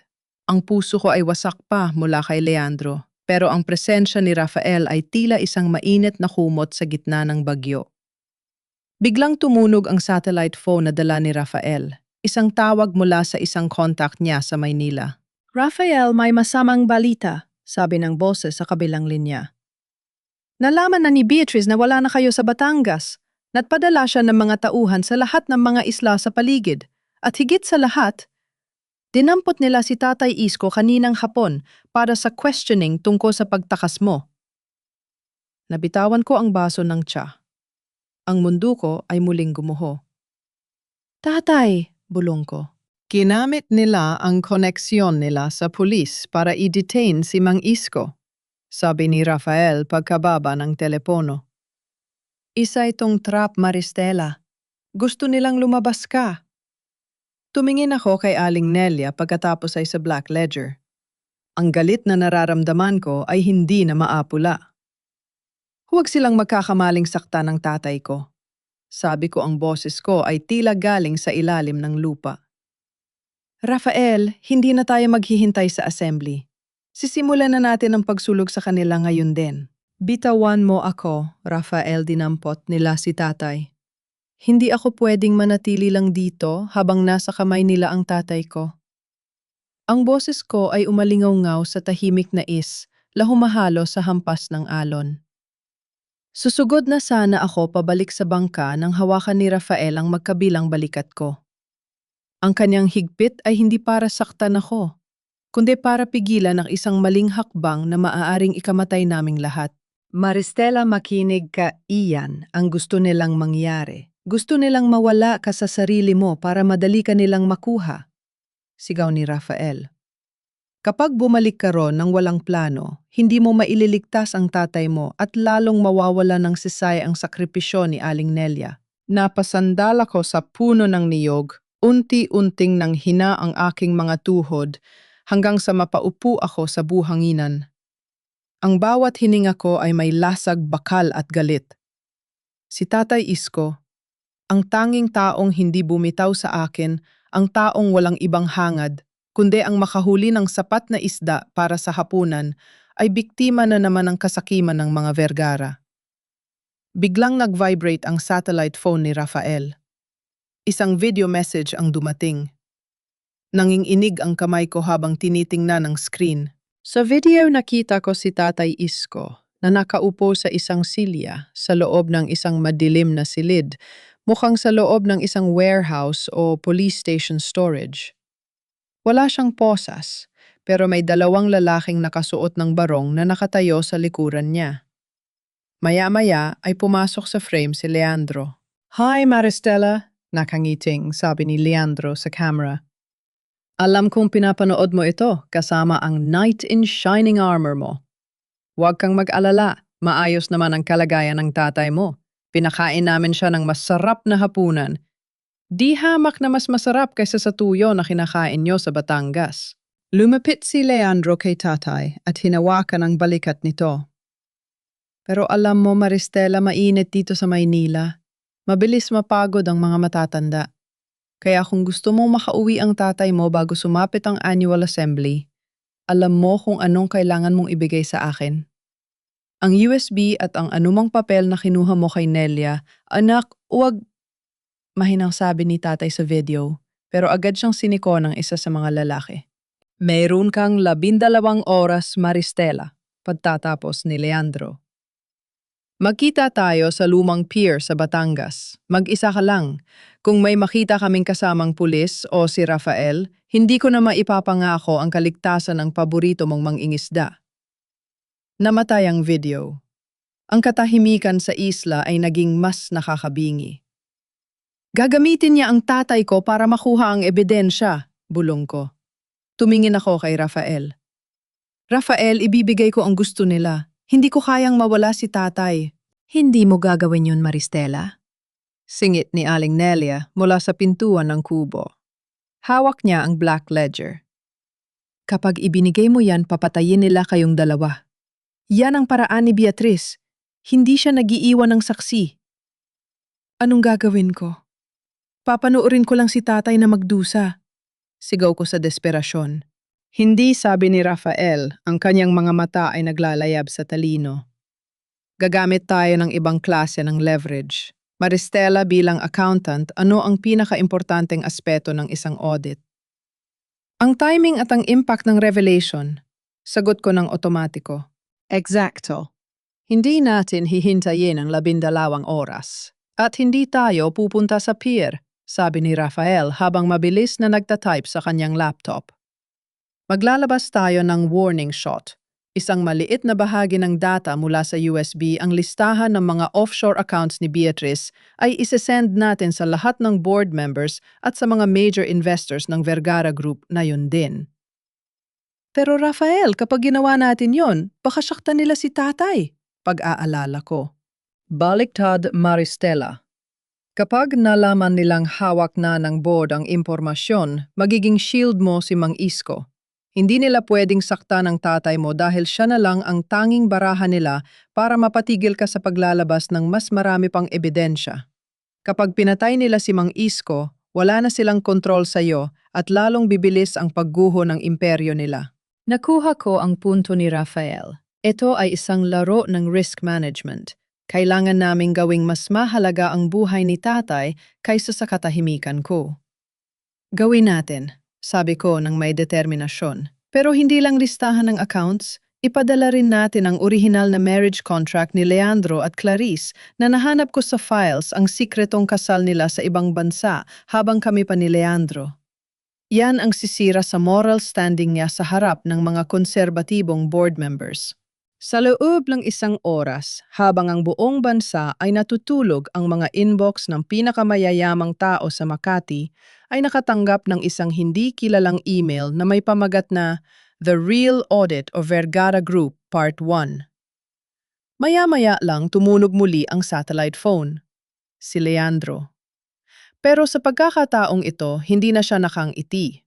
Ang boses niya ay puno ng galit at takot. Ano ang ginawa mo, Maristela? Binabaha ako ng tawag mula sa board. Pinapatigil nila ang pirmahan sa Singapore. Iyan ay simula pa lang, Leandro. Malamig kong sagot. Ang bawat oras na lumilipas na hindi ko nakikitang ligtas ang tatay ko, isang folder mula sa USB ang ipapadala ko sa media at sa Bureau of Internal Revenue. Gusto mo bang malaman kung anong nasa folder C, ang mga resibo ng sugal ng nanay mo sa Macau? Hayop ka, hingal na sabi ni Leandro. Pakawalan mo ang tatay ko ngayon din. Dalhin mo siya sa simbahan ng aming barangay. Kapag nandoon na siya at nakumpirma kong ligtas siya, hihinto ako sa pag-send, pansamantala. Pero huwag kang magkakamaling lumapit sa kanya o sa akin. Hindi pa tayo tapos, Maristela. Banta ni Leandro bago niya binagsak ang tawag. Rafael, kailangan nating umalis dito, sabi ko. Pupunta tayo sa Batangas pero hindi tayo magpapakita. Doon tayo sa malapit sa simbahan magmamasid. Papalik na kami sa bangka ng hawakan ni Aling Nelia ang kamay ko. Dalhin mo ito, anak. Ito ang susi sa huling pinto. Inabot niya sa akin ang isang maliit na keycard na may logo ng Vergara Group. Iyan ang access sa private vault ni Don Vicente sa kumpanya. Nandoon ang orihinal na kopya ng testamento. Siguradong tinatangkanan nilang buksan yon, pero tanging ang CFO lang na may biometrics ang makakapasok. Tumango ako at niyakap ang matanda. Salamat po, Aling Nelia. Ipinapangako ko hindi mawawala ng sasay ang pagtatago niyo rito. Habang tinatawid namin ang dagat pabalik sa mainland, tiningnan ko ang nagdidilim na langit. Ang ulan ay nagsimulang pumatak, pero sa pagkakataong ito hindi ako natatakot mabasa. Ang bawat patak ng ulan ay tila naglilinis sa huling bahagi ng aking pag-aalinlangan. Rafael. Tawag ko habang nakatingin sa malayo.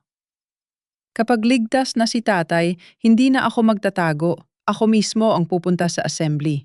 Sa harap ng lahat ng kamera, sa harap ng lahat ng mga taong nang utya sa akin. Doon ko sila lilitisin. Kasama mo ako, Maristela, hanggang sa huling sentimo, sagot ni Rafael. Natanaw ko na ang mga ilaw ng Batangas. Ang pain sa dilemma hindi nagtagumpay na huliin ako. Sa halip, ako ang gumawa ng apoy na magtuturo sa kanila ng daan patungo sa sarili nilang impyerno. Sa mundo ng mga ahas, walang tunay na magkakampi. Sa bawat kislap ng brilyante at sa bawat pirma sa ibabaw ng mamahaling papel, laging may nakatagong patalim sa likod ng bawat niti. Yan ang natutunan ko sa 10 taon ko sa mga Vergara at yan ang kumpirma siyang nakita ko sa tapat ng lumang simbahan ng aming barangay. Nakago kami ni Rafael sa loob ng isang luma at madilim na jeepney na nakaparaa malayo sa sementadong kalsada ng simbahan. Ang ulan ay tumila na, pero ang lamig ay nananatili. Gamit ang isang night vision binocular, nakita ko ang paghinto ng isang itim na van. Bumukas ang pinto at itinulak palabas si Tatay Isko. Halos, mapatalon ako palabas ng jeep nang makita ko ang aking ama na pasuray-suray na naglalakad patungo sa pintuan ng simbahan. Doon siya sinalubong ni Padre Benji, ang kura paroko na matagal ko nang pinagkakatiwalaan. Nang makitang ligtas na pumasok si tatay sa loob ng kumbento, doon ko lang naramdaman ang muling pagdaloy ng hangin sa aking mga baga. Ligtas na siya, Maristela. Bulong ni Rafael habang hinahawakan ang malamig kong kamay. Nagawa natin. Natakot si Leandro. Hindi pa tayo tapos, Rafael. Ang takot ay panandalian lang, sabi ko habang tinititigan ng van na humaharurot paalis. Ngayong ligtas na si tatay, wala na silang hawak na baraha laban sa akin. Oras na para buksan ang huling folder sa USB. Bumalik kami sa aming pansamantalang hideout, isang abandonadong bodega ng kopra na pagmamayari ng pamilya ni Rafael. Doon muli naming binuksan ang laptop. Ngunit sa pagkakataong ito, hindi ang audit ni Beatrice ang tinitnan ko. Hinahanap ko ang mga transaksyong may kinalaman kay Clarice. Rafael, Cross-reference mo ang mga wire transfers mula sa B-Star Holdings patungo sa mga local PR agencies, utos ko. May napansin akong discrepancy sa folder D kanina.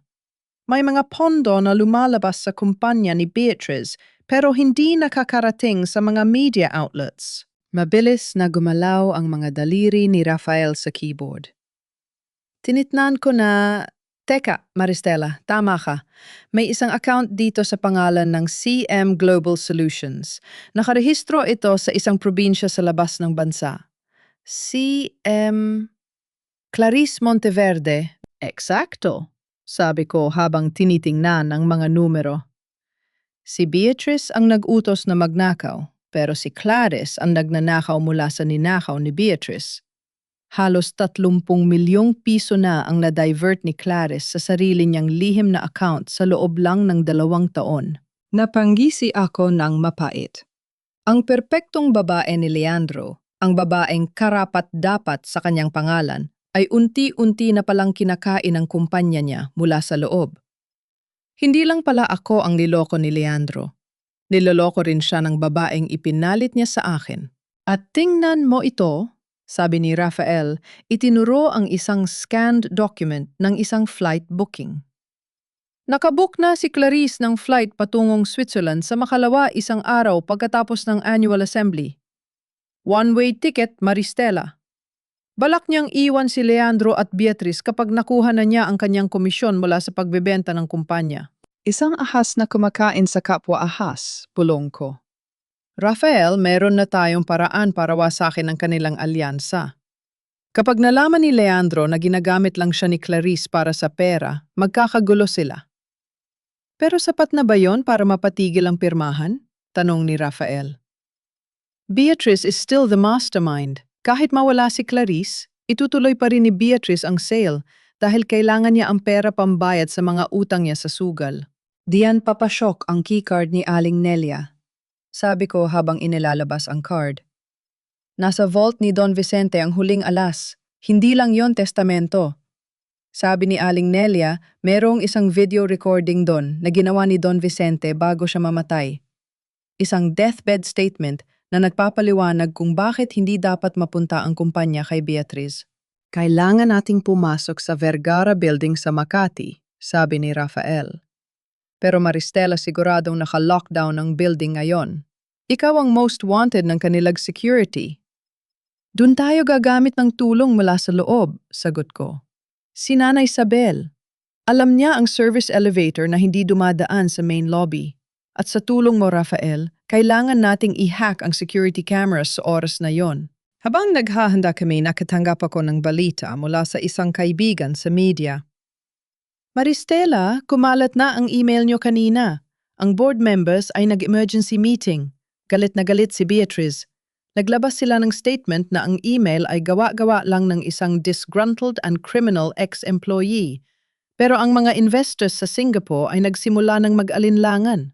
Good, sabi ko. Hayaan nating kumulo ang galit nila. Sa pagkakataong ito, hindi na ako ang tatakas. Sila ang hahabulin ko hanggang sa sulok ng kanilang mga kasinungalingan.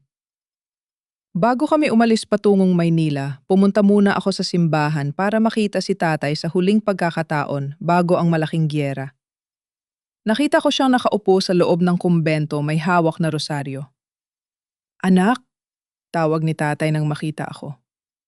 Huwag mo nang ituloy ito. Ligtas na ako. Sapat na sa akin na magkasama tayo. Hinawakan ko ang mga kamay ni tatay. Tay, hindi lang ito para sa akin. Para ito sa danggal mo sa danggal ng mga mangingisda sa Batangas at para sa alaala ni Don Vicente. Hindi pwedeng manatiling hari ang mga taong ang trono ay gawa sa kasinungalingan. Mag-iingat ka, Maristela. Ang katotohanan ay tila isang bagyo. Minsan pati ang may dala nito ay tinatangay, paalala ni tatay. Huwag kayong mag-alala, tay. Ako ang bagyo ngayon, sagot ko. Pagbalalik ko sa sasakyan ni Rafael, tiningnan ko ang sarili ko sa salamin. Wala na ang traces ng luha at putik. Ang nakikita ko na ay ang Maristela Dizon na kinuha ni Don Vicente 10 taon na ang nakakaraan. Ang accountant na may matalas na mata at malamig na puso pagdating sa katarungan. Ready? Tanong ni Rafael habang pinaandar ang makina. Ready, sagot ko. Makati, here I come. Ihanda nila ang kanilang mga paliwanag dahil ang audit na ito ay wala ng adjustment entry. Habang binabagtas namin ang madilim na highway patungong Maynila, pinuksan ko ang record ng wire transfer ni Clarice. Isesend ko ito kay Leandro sa oras na pumasok ako sa building. Gusto kong makita kung paano gumuguho ang kanyang mundo habang unti-unti kong binabawi ang sa akin. Ang pangalawang pagtatrador ay hindi magmumula sa akin, kundi sa loob mismo ng kanilang kama. At ako ang magsisilbing sulo na maglalantad sa lahat ng kanilang kadiliman. Ang Makati sa gabi ay tila isang dagat ng mga nagniningning na ilaw. Pero para sa akin, bawat ilaw ay tila isang mata na mapanuring hukom. Habang binabagtas namin ang Ayala Avenue, hindi ko mapigilang mapahigpit ang hawak sa aking bag. Narito ang lahat, ang Black Ledger, ang keycard ni Aling Nelia at ang aking huling pag-asa. 5 minuto, Maristela, sabi ni Rafael habang tinitingnan ang kanyang relo. Nakapark na tayo sa likod ng Vergara Building. Handa na si Nanay Isabel sa service entrance. Bago ako bumaba, kinuha ko ang aking cellphone. Binuksan ko ang email na naglalaman ng ebidensya ng pagnanakaw ni Clarice sa kumpanya. Ipinadala ko ito ng direkta sa personal na account ni Leandro na may maikling mensahe. Happy wedding gift, Leandro. Check your bride's personal savings. She's leaving you the day after the assembly. Maristela. Pinindot ko na ang send, sabi ko kay Rafael, na yung gabi ang tiwala na namamagitan sa kanila ay magiging abo. Mabuti.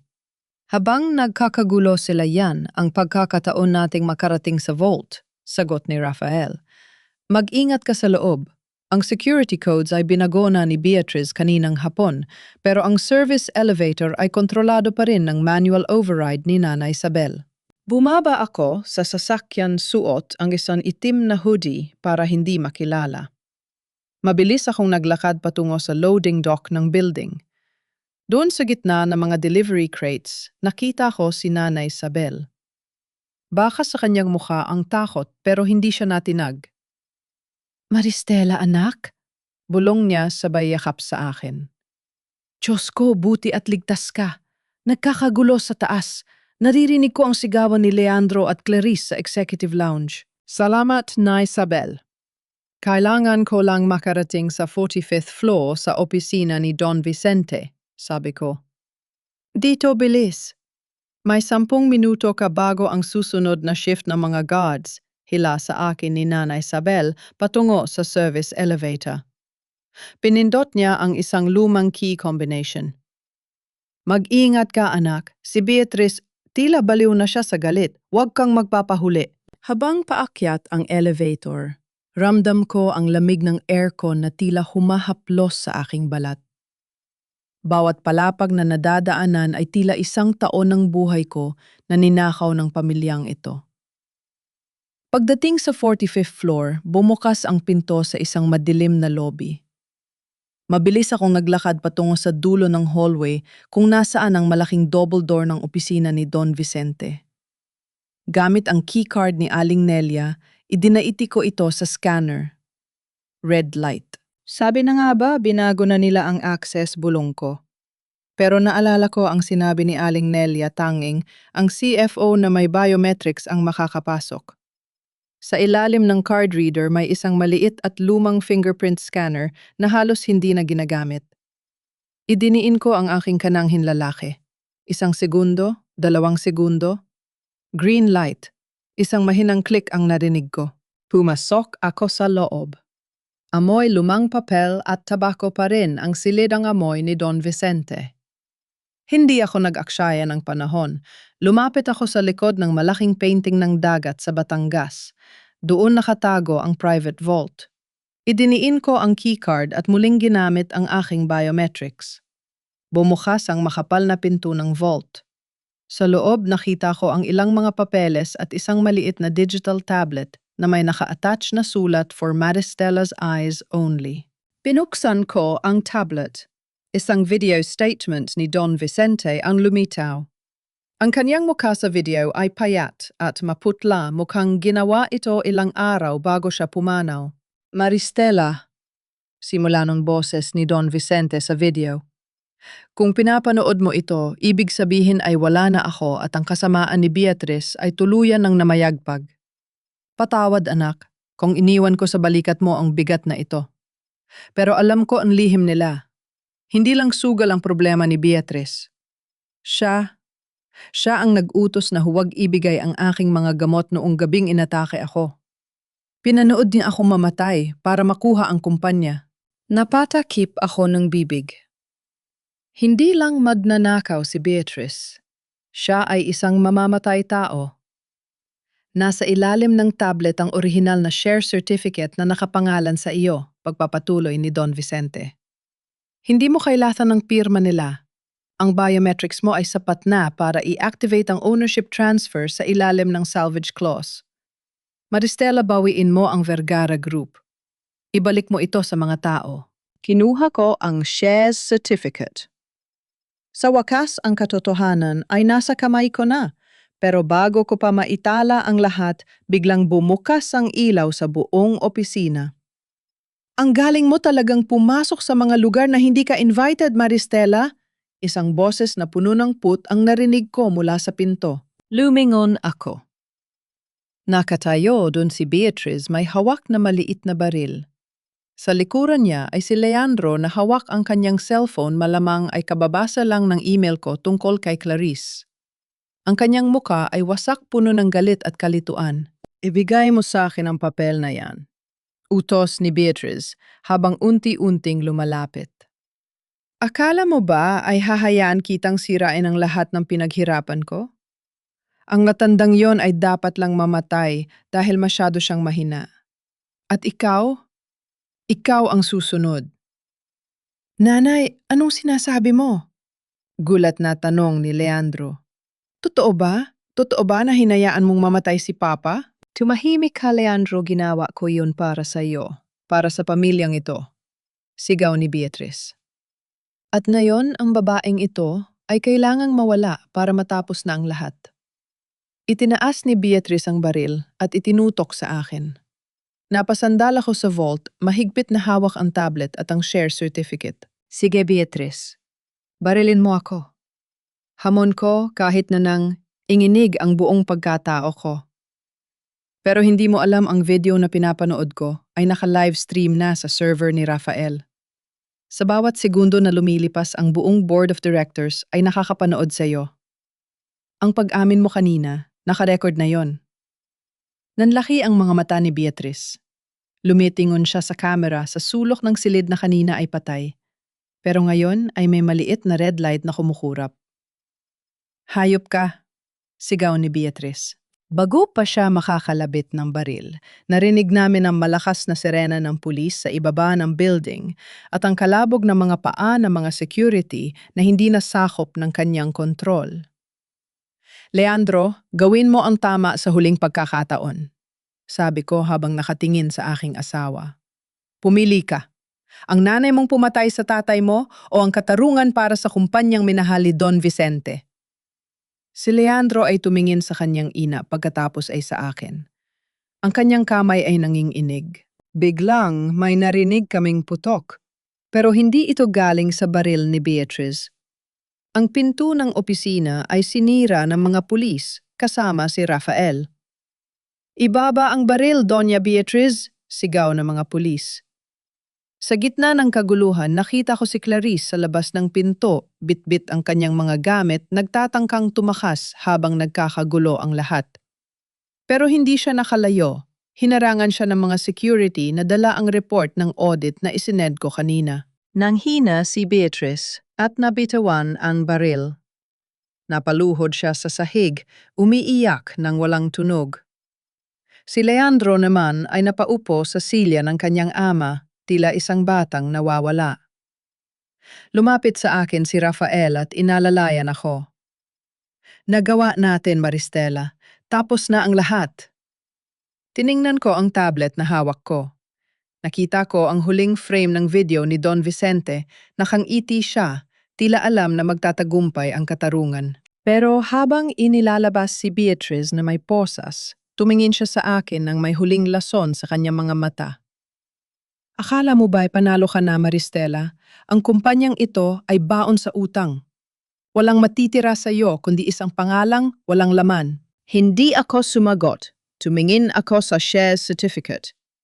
Alam kong mahaba pa ang kalsada para linisin ng pangalan ng Vergara Group, pero sa pagkakataong ito, hindi ko na ito gagawin bilang isang sakripisyo para sa ibang tao. Gagawin ko ito para sa aking sarili. Ma'am Maristela, tawag ng isa sa mga board members na kapapasok lang. Ano po ang gagawin natin sa annual assembly bukas? Tiningnan ko si Rafael pagkatapos ay tumingin ako sa bintana kung saan unti-unti nang sumisikat ang araw sa Makati. Ituloy ang assembly, sabi ko ng may otoridad. Pero hindi para ibenta ang kumpanya. I-announce natin ang bagong simula at sa pagkakataong ito, walang mga lihim na itatago. Makati Diamond Hotel. Ang lugar kung saan 3 linggo na ang nakalilipas kinaladkada ko palabas na parang isang kriminal. Ang lugar kung saan ang bawat tawanan at bulungan ay tila mga latay sa aking dangal. Ngayon, muli akong nakatayo sa harap ng malaking pintuan ng ballroom. Pero sa pagkakataong ito, hindi ako nakasuot ng gown na masyadong mura para sa kanila. Nakasuot ako ng isang immaculately white power suit, simbolo ng kalinisan, katotohanan at ng bagong simula. Handa ka na? Tanong ni Rafael na nasa tabi ko nakasuot din ng formal na barong. Hawak niya ang attache case na naglalaman ng mga dokumentong babago sa kasaysayan ng Vergara Group. 10 taon ako naghanda para sa sandaling ito, Rafael. Ngayon pa ba ako aatras? Sagot ko habang inayos ang aking buhok. Humukas ang pinto. Ang ingay ng mga investors, board members at mga press ay biglang humupa nang pumasok ako. Ang lahat ng mga mata na dati ay puno ng panghusga, ngayon ay puno ng gulat at kuryosidad. Sa gitna ng entablado nakita ko si Leandro. Mukha siyang matanda ng 10 taon, puyat gulo ang buhok at tila isang taong nawalan ng kaluluwa. Wala sa tabi niya si Beatriz na nasa kustodya na ng pulis at wala rin si Clarice na sumasailalim sa investigasyon para sa estafa. Maristela, bulong ni Leandro sa mikropono nang makita ako. Hindi ko siya pinansin. Naglakad ako ng diretso patungo sa entablado. Bawat hakbang ng aking takong sa sahig ay tila isang hatol ng katarungan. Pag-akyat ko, hinarap ko ang mga tao. Ladies and gentlemen, board members and investors, simula ko ang boses ko ay umalinga ng buong linaw sa buong ballroom. 3 linggo na ang nakalilipas, itinapon ako sa lugar na ito bilang isang magnanakaw. Ngayon, bumalik ako para ipakita sa inyo kung sino ang tunay na kumuha ng pera ninyo at kung sino ang tunay na may-ari ng upuang ito. Nagkaroon ng malakas na bulungan. Itinaas ni Rafael ang laptop at ikinonekta ito sa malaking projector screen. Ipinakikita ko sa inyo ang final audit ng Vergara Group, sabi ko habang lumilitaw sa screen ang mga shadow accounts ni Beatriz at ang mga illegal na wire transfers ni Clarice. Hindi lang ito pagnanakaw. Ito ay isang sistematikong pagpatay sa kumpanya para sa pansariling luho. At ang balak na pagbebenta sa Singaporean fund, isa iyong money laundering scheme para itakas ang natitirang yaman ng kumpanya.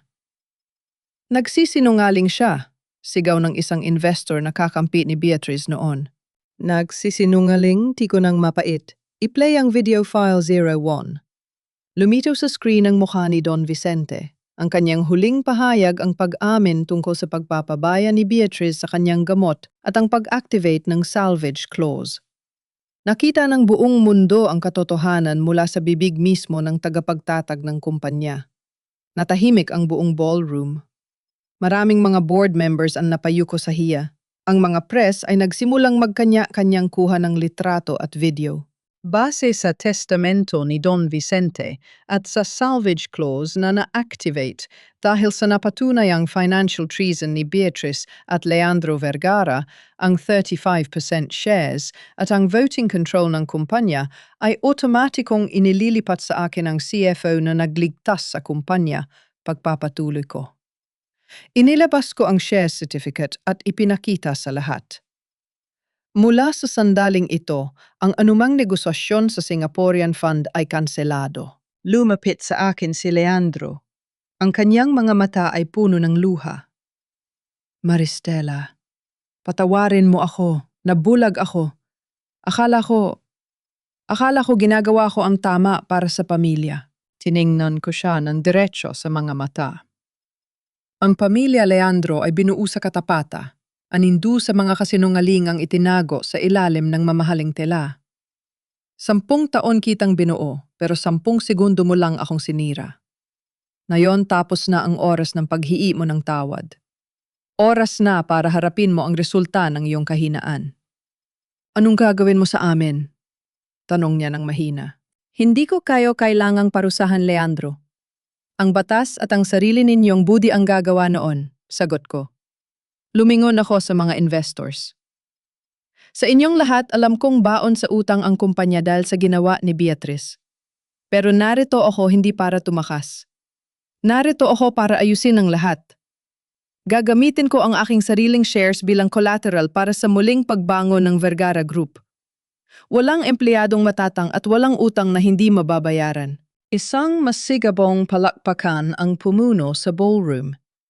Ang mga taong dating ng hamak sa akin ay tumayo ngayon para bigyan ako ng standing ovation.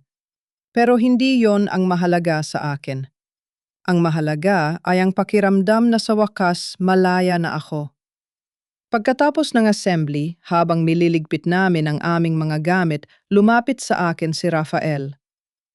Nagawa mo, Maristela?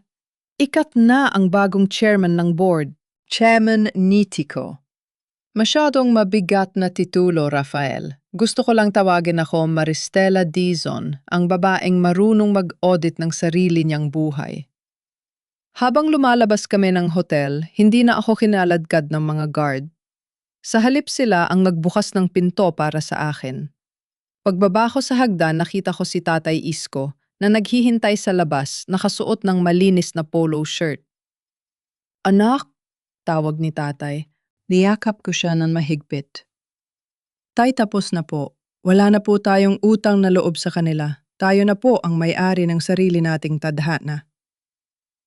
Tiningnan ko ang langit ng Makati. Malinis na ang hangin, wala na ang usok ng kasinungalingan.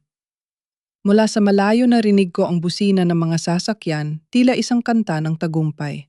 Ngunit bago kami tuluyang umalis, isang pamilyar na sasakyan ang huminto sa tapat namin. Si Leandro dala ang kanyang mga gamit sa isang bag, ang parehong klase ng bag na itinapon nila sa akin sa putikan. Saan ka pupunta? Tanong ko. Sa kung saan ako nararapat, sagot niya nang hindi tumitingin. Salamat, Maristela. Salamat sa pagising sa akin kahit nahuli na. Pinanood ko siyang maglakad palayo mag-isa sa gitna ng karamihan. Wala na ang galit sa puso ko, tanging awa na lang para sa isang taong hindi nalaman ang tunay na halaga ng pag-ibig hanggang sa mawala ito. Tara na, Rafael, sabi ko. Gusto ko nang makita ang dagat sa Batangas. Sasamahan kita, Maristela, kahit saan ka pa pumunta, niiti ni Rafael habang pinapatakbo ang sasakyan. Ang reyna ay nagbalik, pero hindi sa isang mansyon na puno ng ahas. Nagbalik siya sa kanyang tahanan, kung saan ang bawat alon ay nagsasalaysay ng kwento ng isang babaeng hindi sumuko sa gitna ng bagyo. Isang buwan ang lumipas mula nang gumuho ang imperyong binuo sa kasinungalingan at pagnanakaw. Nakatayo ako sa balcony ng opisina ni Don Vicente na opisina ko na ngayon at pinagmamasda ng mga empleyadong masa yang nagtatrabaho sa ibaba. Wala na ang tensyon, wala na ang takot na baka sa isang maling pagkukwenta ay masisante sila. Ang Vergara Group ay muling humihinga hindi na bilang isang kumpanyang lamon ng sugal at luho, kundi bilang isang institusyong may danggal. Pinuksan ko ang huling report na nasa lamesa ko. Hindi ito audit ng kumpanya, kundi ang legal report tungkol sa hatol kay Beatrice. Habang buhay na pagkabilanggo ang hinarap niya para sa kasong qualified theft at ang seryosong ebidensya ng pagpapabaya na humantong sa pagkamatay ni Don Vicente. Ang dati ay reyna ng Makati ay ngayon ay naglalaban ng sarili niyang uniporme sa loob ng kulungan malayo sa mga brilyante at seryang pangarap na pumatay sa kanyang pagkatao. Si Clarice naman ay kasalukuyang nakikipaglaban sa mga kaso ng estafa at pagnanakaw ng pondo sa labas ng bansa. Ang lahat ng perang ninakaw niya ay na-freeze at unti-unti nang naibabalik sa kumpanya. At si Leandro bumukas ang pinto at pumasok si Rafael. "Maristela, may bisita ka sa labas. Kanina pa siya naghihintay." Tumango ako. Alam ko kung sino yon. Paglabas ko sa reception area, nakita ko ang isang lalaking nakasuot ng simpleng t-shirt at maong. Wala na ang bakas ng kayabangan sa kanyang mukha. Si Leandro ay nagtatrabaho na ngayon bilang isang katuwang sa isang accounting firm sa probinsya, isang entry-level job na nakuha niya dahil sa sariling sikap, hindi dahil sa pangalan. Maristela, tawag niya, hindi na makatingin ng diretsyo sa akin. Nandito lang ako para ibigay ang huling piraso ng mga papeles ng bahay sa Batangas na nakapanggalan sa atin noon. Pinirmahan ko na ang waiver. Sa'yo na ang lahat, wala na akong kukunin. Kinuha ko ang folder. "Salamat, Leandro. Kumusta ka?" Mahirap aminin habang bahagyang ngumingiti ng mapait. Pero sa unang pagkakataon sa buhay ko, Maristela, nakakatulog ako ng mahimbing. Hindi ko na kailangang magtago sa likod ng mga peking numero. Patawarin mo ako kung huli na nang ma-realize ko na ang tunay na yaman ay ang babaeng itinapon ko sa putikan. Pinyatawad na kita, Leandro, mahinahong kong sabi. Hindi dahil karapat-dapat ka kundi dahil karapat-dapat ang puso ko sa kapayapaan. Pero ang pagpapatawad ay hindi nangangahulugan ng pagbabalik sa nakaraan. Ang kwento nating dalawa ay tapos na sa huling pahina nito. Tumango si Leandro, tila tinatanggap ang hatol na yon ng may pagpapakumbaba. "Salamat. Mag-iingat ka, Maristela. Ang kumpanyang ito ay mapalad na ikaw ang may-ari." Nang makaalis si Leandro, naramdaman ko ang isang malaking pasanin na nawala sa aking balikat. Ang utang na loob na ipinupukol sa akin ng mga Vergara noon ay tuluyan ng nabura. Wala na akong utang sa kanila at wala na rin silang utang sa akin. Ang tadhana na ang nag-audit ng aming mga buhay. "Handa ka na?" tanong ni Rafael habang inaalok ang kanyang braso. Nuumiti ako. "Handa na para sa Batangas." Nung hapon na yon, bumalik kami sa aming barangay. Pero hindi ako bumalik para magtago. Nagkaroon ng isang malaking boodle fight sa dalampasigan. Ang mga isda ang mga dating tinanggal na empleyado at ang aking pamilya ay magkakasamang kumakain sa ibabaw ng mga dahon ng saging. "Tay, ito na po ang pangarap ni Don Vicente," sabi ko kay Tatay Isko habang tinitingnan ang bagong kooperatiba na itinayo ko sa ilalim ng Vergara Group. Isang negosyo na ang may-ari ay ang mga taong mismong nagtatrabaho. "Ipinagmamalaki kita, Maristela," sabi ni Tatay habang may luha sa kanyang mga mata. "Hindi dahil ikaw ang chairman, kundi dahil hindi mo kinalimutan kung saan ka nanggaling." Habang papalubog ang araw, naglakad kami ni Rafael sa gilid ng dagat. Ang alon ay marahang humahaplos sa aming mga paa. "Maristela," simula ni Rafael, huminto siya sa paglalakad at hinarap ako. "Alam kong marami ka ng pinagdaanan. Alam kong mahirap nang magtiwala muli. Pero gusto kong malaman mo na hindi ako nandito dahil sa shares o dahil sa kumpanya. Nandito ako dahil sa babaeng nakita ko nung gabing yon. Sa ilalim ng ulan, ang babaeng kahit wasak na ay hindi pa rin bumibitaw sa kanyang danggal." Hinawakan niya ang aking kamay. "Hindi ko ipapangako ang isang buhay na walang problema, pero ipapangako ko na sa susunod na ulan, may payong na laging magtatakip sa iyo." Hindi ako sumagot ng o sa isang mabilis na paraan. Bilang isang accountant, alam kong ang lahat ng mahahalagang bagay ay nangangailangan ng panahon para mag-mature. Pero sa pagkakataong ito, hindi ko na kailangang mag-compute. Salamat, Rafael. Niti ko habang isinasandal ang ulo ko sa kanyang balikat. Siguro ito na ang adjustment entry na hinihintay ng puso ko. Tinitigan namin ang abot-tanaw kung saan ang langit at dagat ay nagtatagpo. Ang 10 taon ng pagtitiis, ang pait ng pagkakanulo at ang hirap ng pagbangon ay naging mga alaala na lang. Ang natitira ay ang Maristela Dizon na may dalang bagong bukas, isang babaeng matapang malaya at higit sa lahat marunong magmahal ng walang takot. Sa huli ang buhay ay parang isang malaking audit. Maari kang magkamali, maari kang madaya. Pero hanggat hawak mo ang katotohanan sa dulo ng araw, ang iyong balanse ay laging magiging tama. Dito nagtatapos ang kwento ng aking pagbagsak at dito nagsisimula ang kwento ng aking tunay na kaligayahan.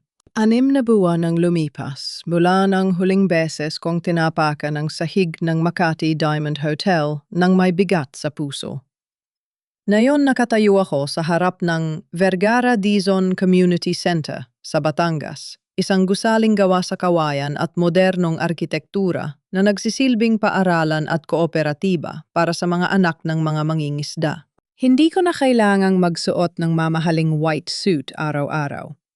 Nakasuot lang ako ng isang simpleng dress na gawa sa hablo o isang lokal na tela.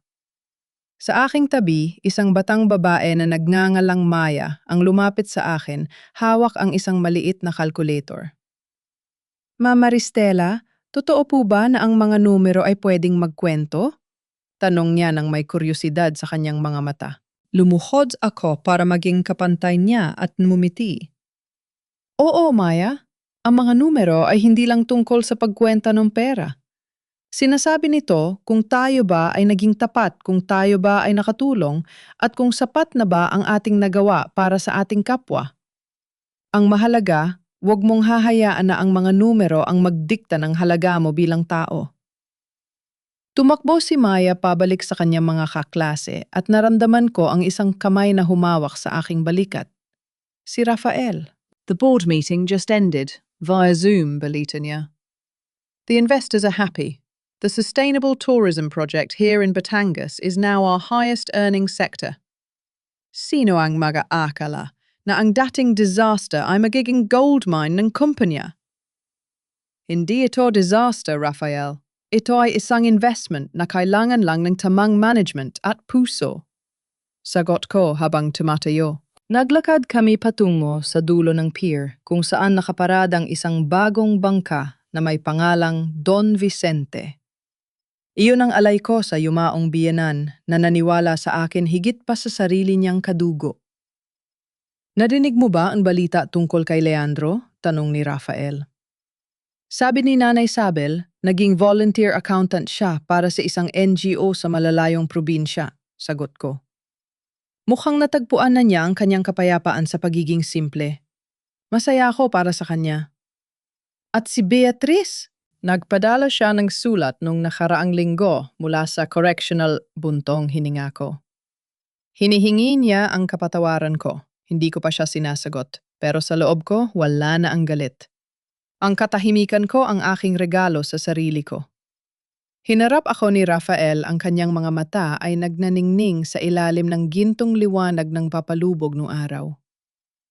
Alam mo, Maristela, sa lahat ng audit na ginawa mo, may isang account na hindi mo patuluyang nababalance. Ano iyon? Tanong ko nang may ngiti. Ang personal account natin, sabi niya sabay labas ng isang maliit na kahon.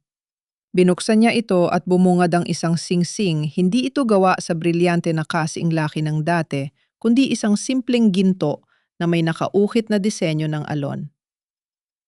Hindi ito life insurance at wala itong USB chip sa loob. Simbolo lang ito ng isang pangako na sa bawat chapter ng buhay mo, ako ang magiging fixed asset na hinding-hindi magde-depreciate. Napatawa ako ng mahina, may kasamang luha ng kaligayahan. Masyado mo nang magagamit ang mga accounting terms ko, Rafael. Kaya ba ang sagot ay approve o disapprove? Tanong niya ng may kaba. Kinuha ko ang kanyang kamay at isinuot ang singsing. Ang status ay final and unappealable. Approve. Niyakap ako ni Rafael sa gitna ng hangin ng Batangas na amoy alat at pag-asa. Sa huling pagkakataon, tiningnan ko ang malawak na dagat. Dati, ang dagat na ito ang sumalo sa aking mga luha at sa aking pagkatalo. Ngayon, ito ang saksi sa aking tagumpay. Ang pangalang Maristela Dizon ay hindi na simbolo ng isang babaeng itinakwil. Ito na ang pangalan ng isang babaeng nag-audit ng sarili niyang kapalaran at nahanap ang balanse sa gitna ng kaguluhan. Sa buhay, hindi mahalaga kung ilang beses kang magkamali sa pag-entry.